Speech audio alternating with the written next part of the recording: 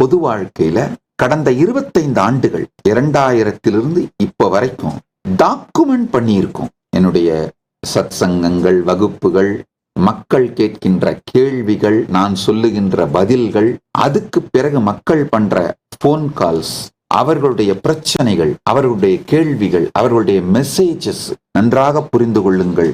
இதுவரைக்கும் மக்கள் எங்களுடைய ஆதீனங்கள், ஆசிரமங்கள், எங்களுடைய சமூக வலைதளங்கள் மூலமாக எனக்கு அனுப்புகின்ற கேள்விகள், பண்ற போன் கால்ஸ், மெசேஜஸ், இது மட்டும் 18 மில்லியன் 1.8 crore டாக்குமெண்ட் பண்ணியிருக்கோம்.